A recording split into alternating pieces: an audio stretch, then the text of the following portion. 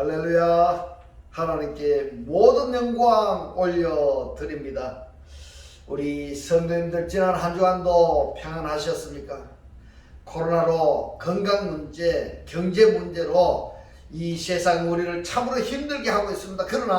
그러나 우리 하나님께서 우리와 함께 하시기 때문에 우리는 늘 기쁘고 즐겁고 행복합니다. 오늘 이 영상을 보시는 모든 분들이 이 말씀으로 천국의 사람들이 다 되시기를 주님의 이름으로 축원합니다. 네, 오늘 하나님께서 우리에게 주신 말씀은 창세기 1장 14절로 19절의 말씀.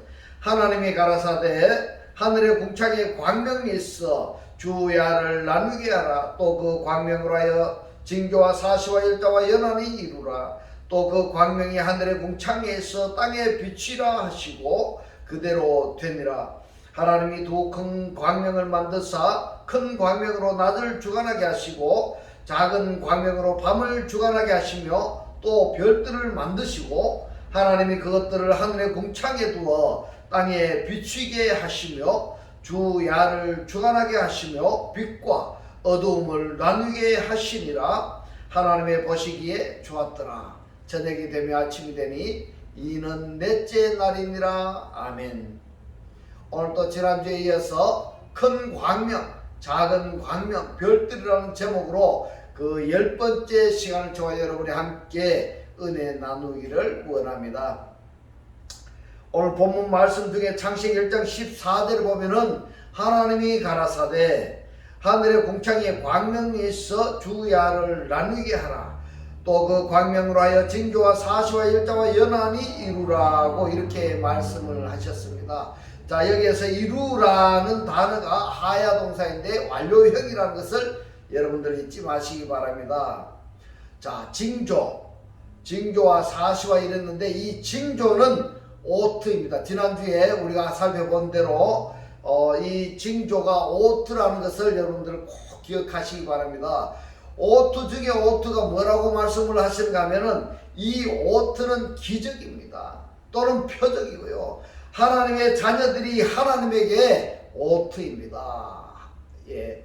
따라서 내가 하나님의 자녀라고 한다면은 구원받은 나가 오트 중에 오트고 기적 중에 기적이라는 사실입니다.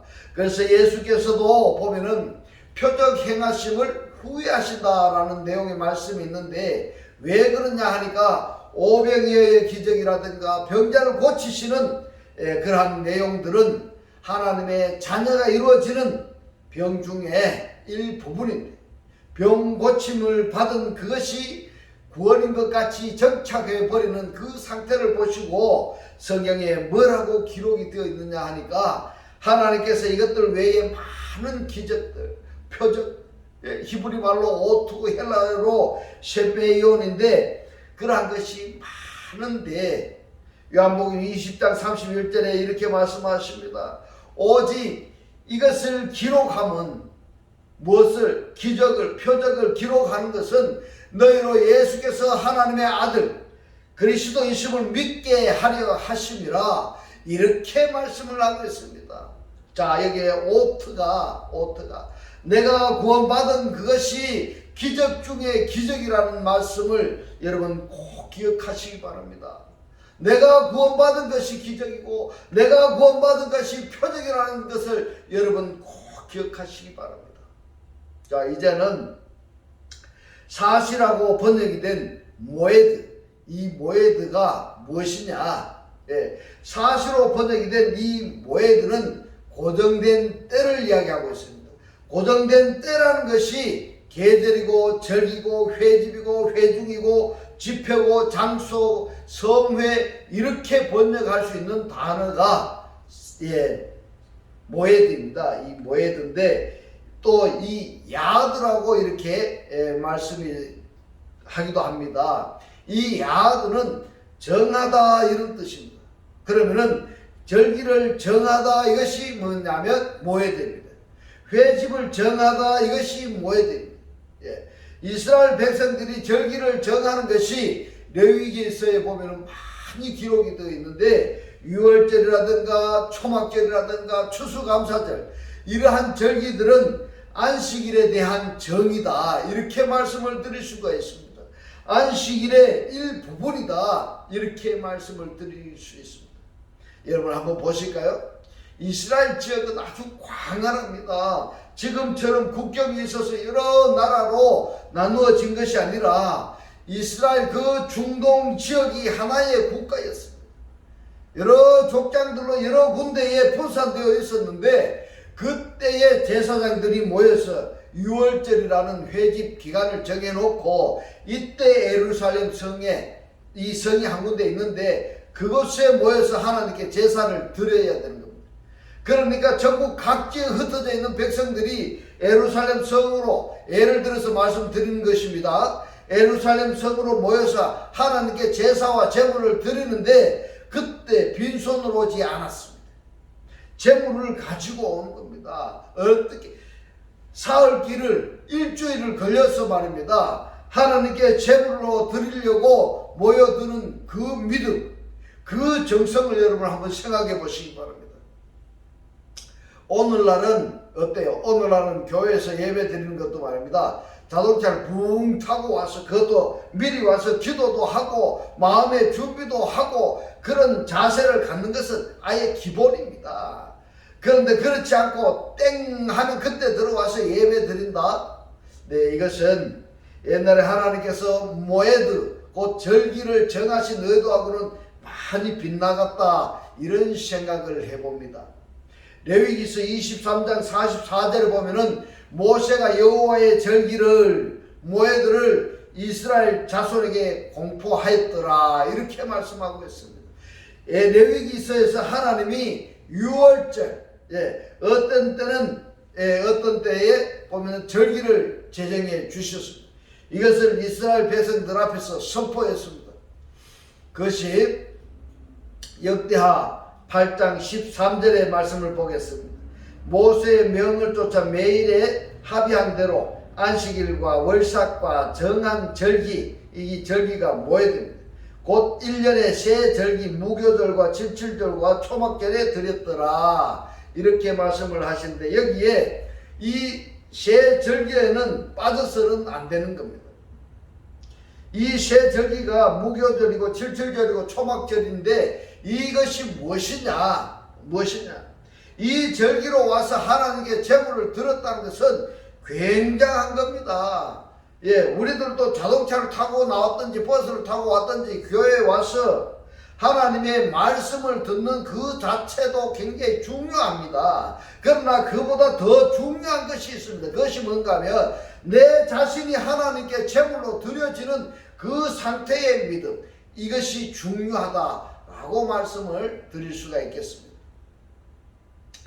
레위기서 23장 4절로 6절에 보면은 기한에 미쳐 너희가 공포하여 성회로 삼을 여호와의 절기는 이러하니라. 여호와의 절기가 모여듭니다.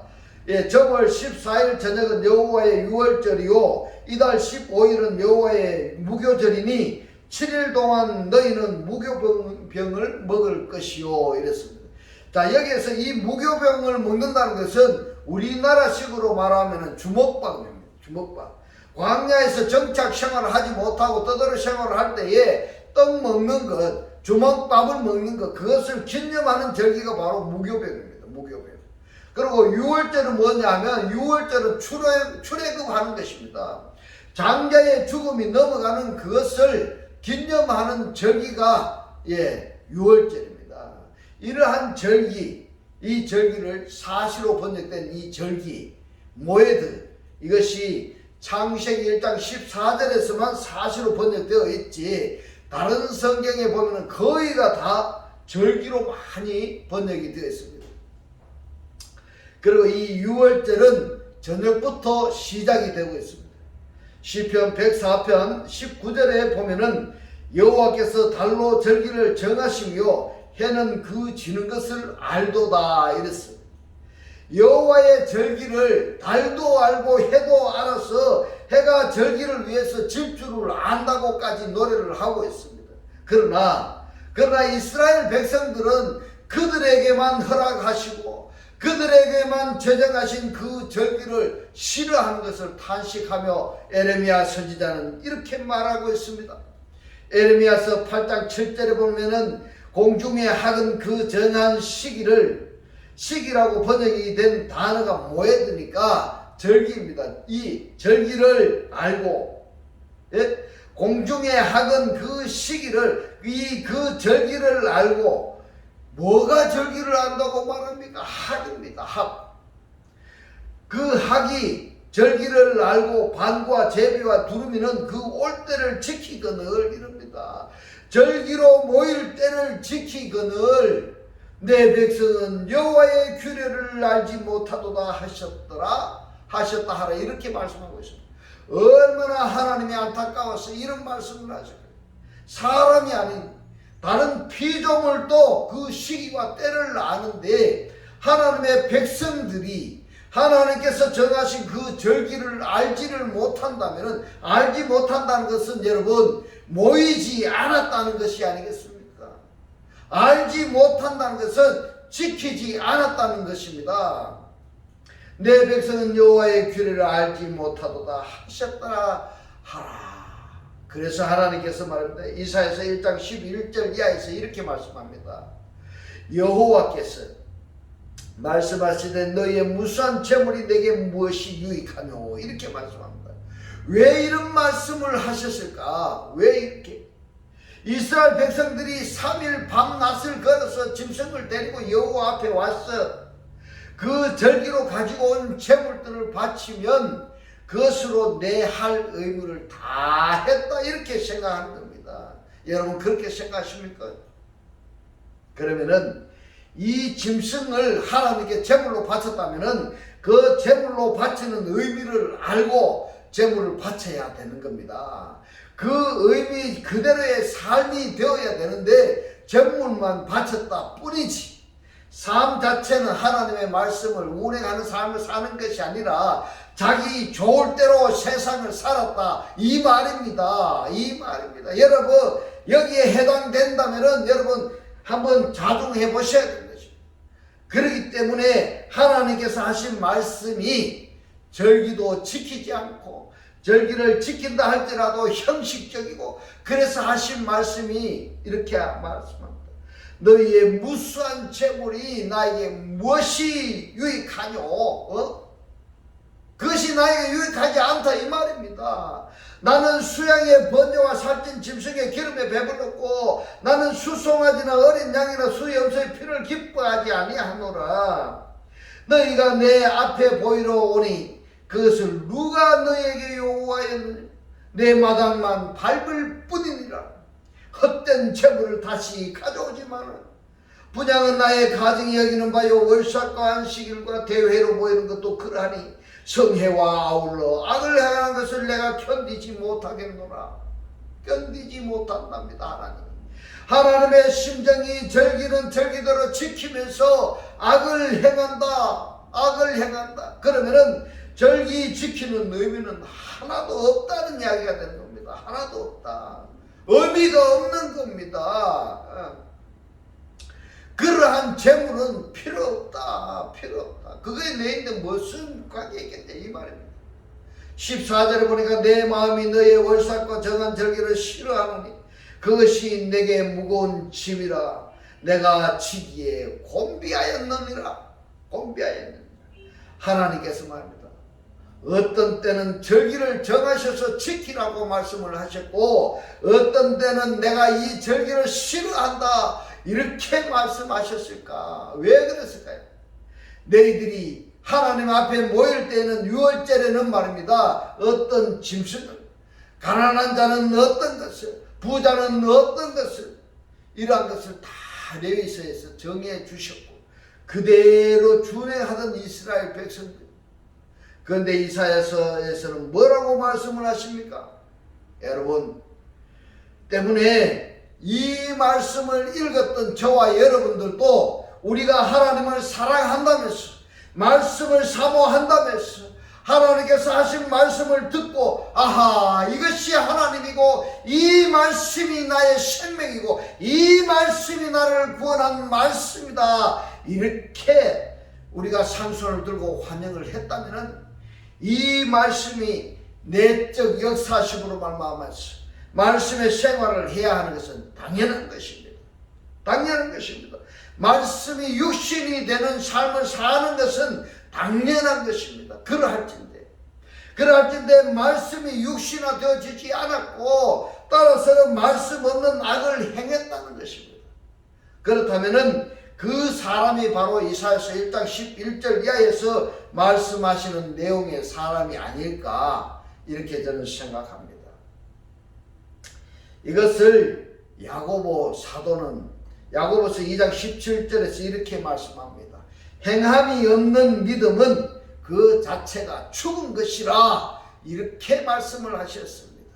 자, 여러분, 나는 행함이 있는 믿음인지 이 행함은 말씀이 육체가 되어진 상태에서 말씀이 역사하실 때에 그 역사하심이 나의 삶으로 연장되어지느냐, 이것이 바로 행함이 있는 믿음인 것입니다.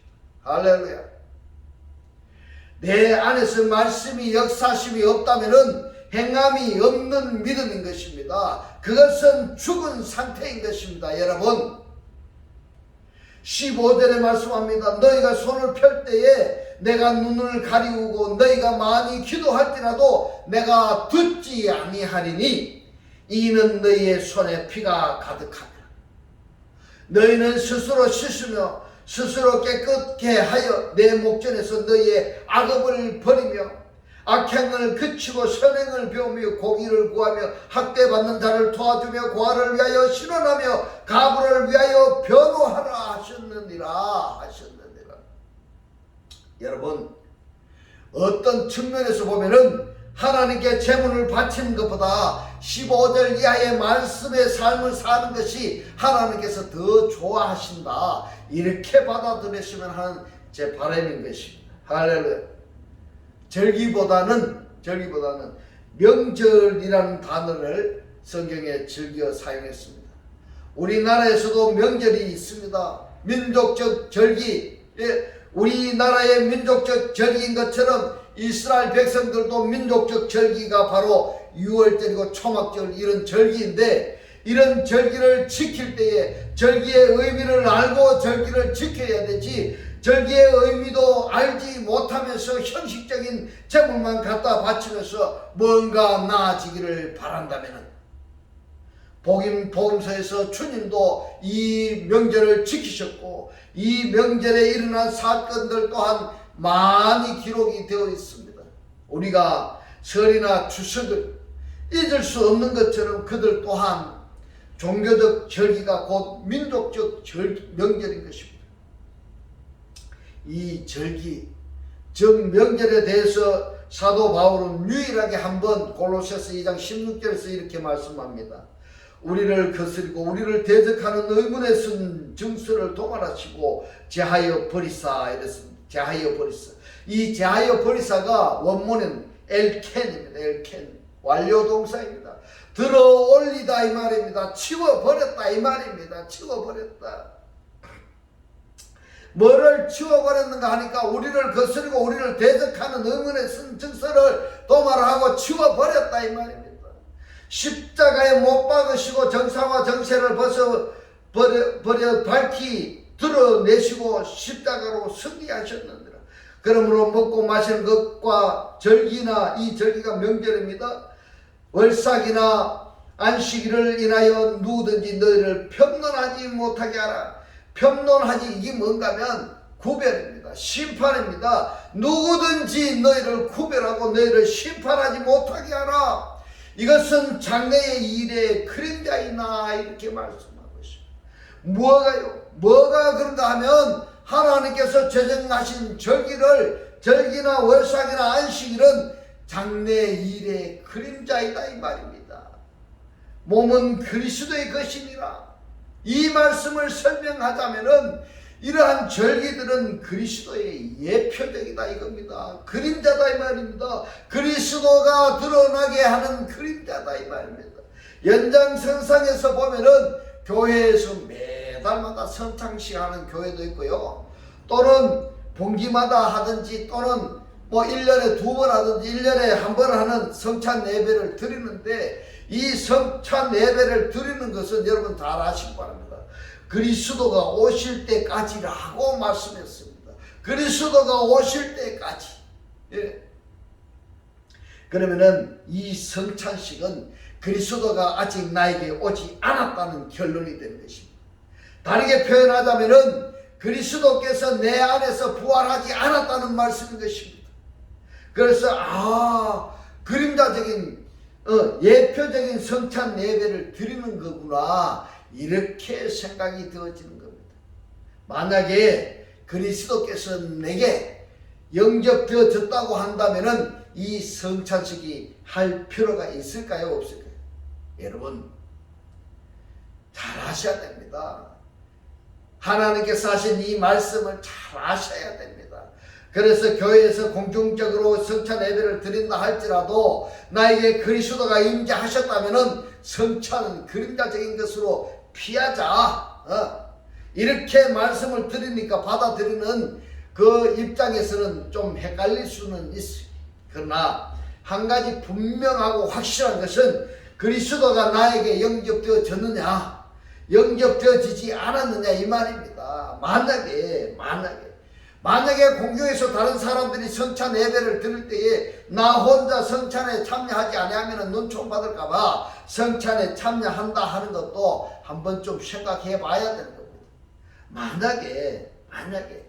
만약에 믿음이 거기까지 미치지 못했다면은 참여해도 내 믿음만 변치 않으면 되는 것입니다. 신약 성경에서 진정한 절기나 명절에 대한 의미는 이러한 종교적 절기보다는 때로 언급이 되어 있습니다. 때, 카이론으로 언급이 되어 있다는 것을 여러분 꼭 기억하시기 바랍니다.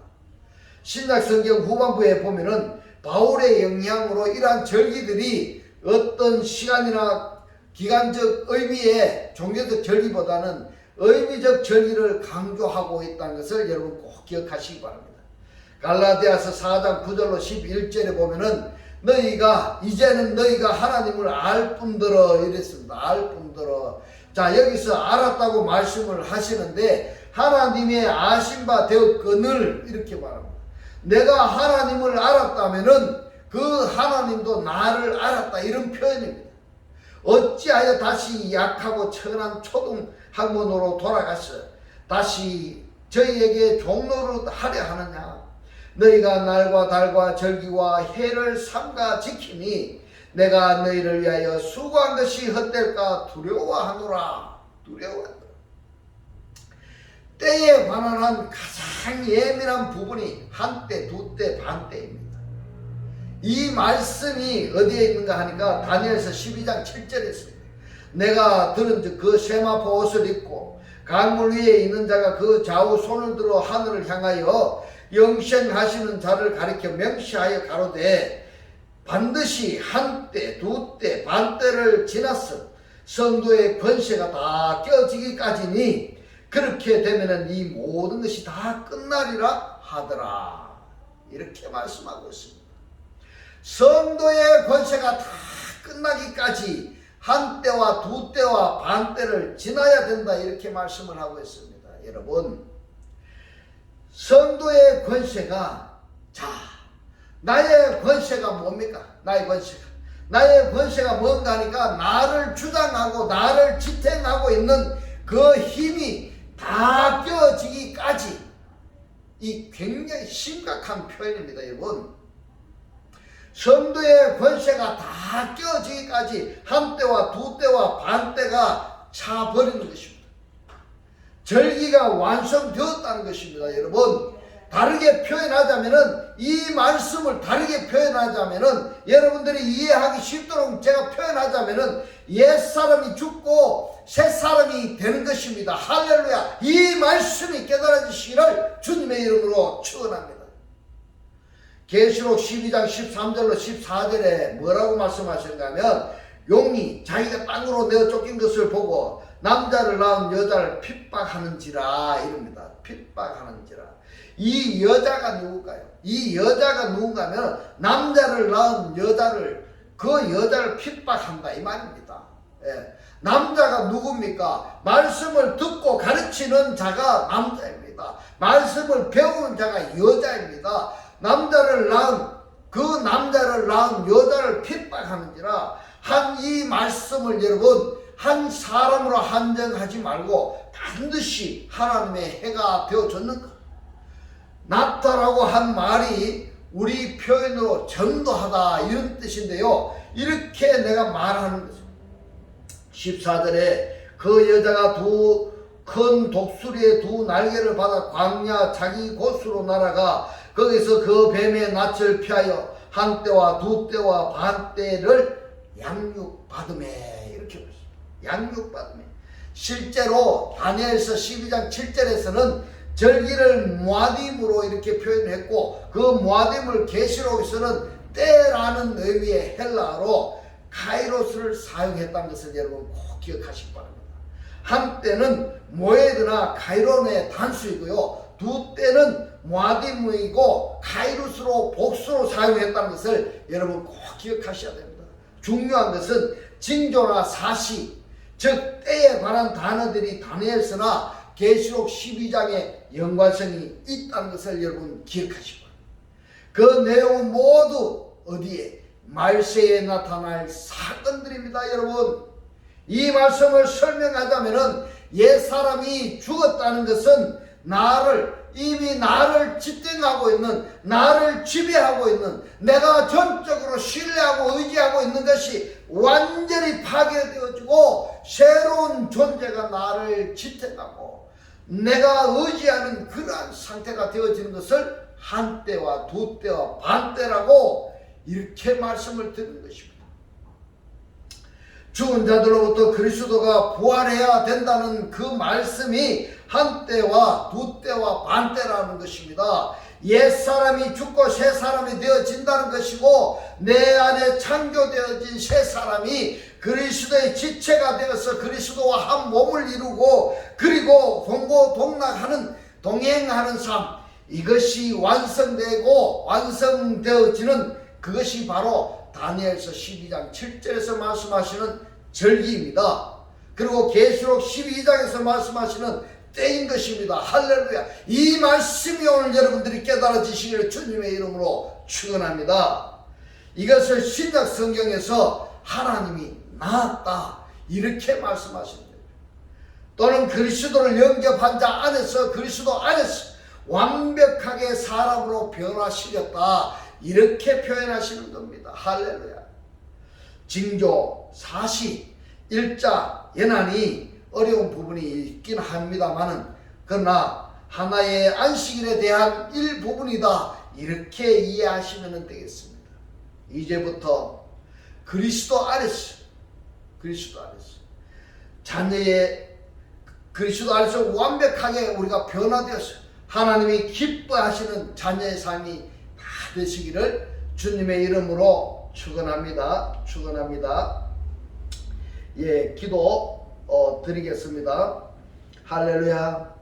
하늘들 안에 계신 우리 아버지요, 오늘 주님 주신 말씀, 옛사람이 죽는다는 것은 나를 지탱하고 있는, 나를 지배하고 있는, 내가 전적으로 신뢰하고 의지하고 있는 것이 완전히 파괴되어지고 내 안에 창조되어진 새 사람이 그리스도의 지체가 되어서 그리스도와 한 몸을 이루는 것이라고 깨닫게 하신 주님 고맙고 감사합니다. 주님께서 깨닫게 하신 이 말씀대로 그리스도와 한 몸이 되고 한 떡이 되고 한 영이 되게 하셨습니다. 말씀의 실체로 사라지게 하옵소서. 감사드리며 우리를 구원하신 주 예수 그리스도 이름으로 기도 드리옵나이다. 아멘. 예, 이 시간 축도 드리겠습니다. 지금은 우리 주 예수 그리스도의 은혜와 하나님의 극진한 사랑과 성령의 감동 감화 교통하심이 그리스도의 지체로 살기를 원하는 모든 성도들과 그 가정과 직장과 사업과 자녀들 머리 위에 지금부터 영원토록 함께 있을지어다. 아멘.